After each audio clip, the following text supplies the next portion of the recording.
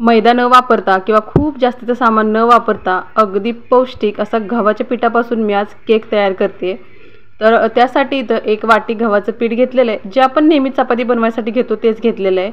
1 चमचा इथं baking powder घेतलेली आहे, पाव चमचा खाण्याचा सोडा घेतला आहे, चिमूटभर इथं मीठ घातलेलं आहे।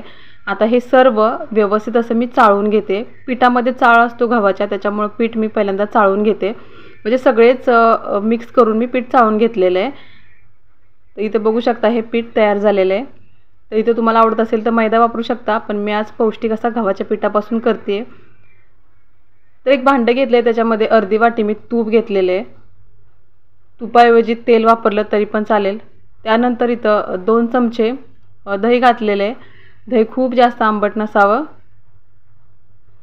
दही घातल्यानंतर ह्याच्यामध्ये अर्धी वाटी मी पिठी साखर घालणार आहे। 1 वाटी मी गव्हाचं पीठ घेतलंय, तर अर्धी वाटी पिठी साखर घेतलेली आहे।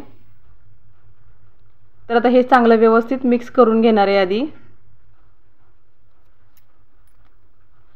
इथं बघू शकता हे छान असं मिक्स झालेलं आहे।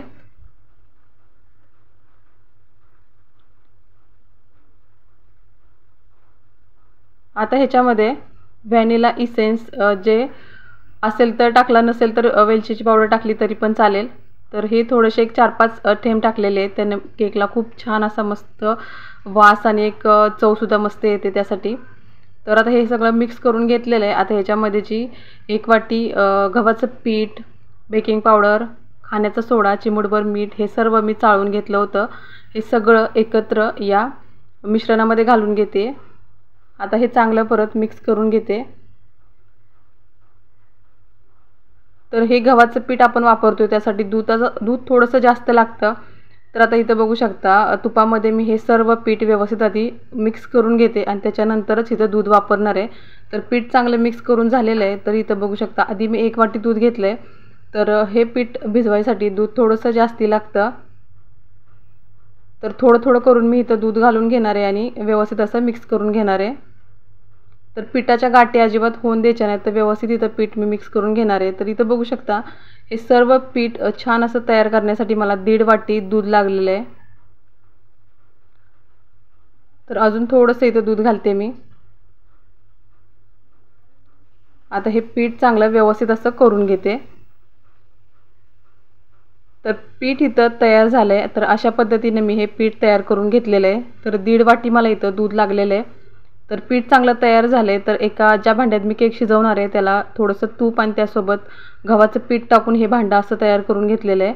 आता ह्याच्यामध्ये हे सर्व पीठ घालून घेते।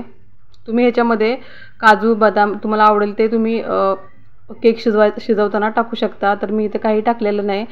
तर हे डब्यामध्ये मिश्रण घातल्यानंतर चांगला डबा व्यवस्थित असा थोडासा आपटून घ्यायचा, म्हणजे ते पीठ व्यवस्थित सेट होईल। आणि त्याच्यावरती मी इथं पिस्त्याचे काप टाकलेले आहेत।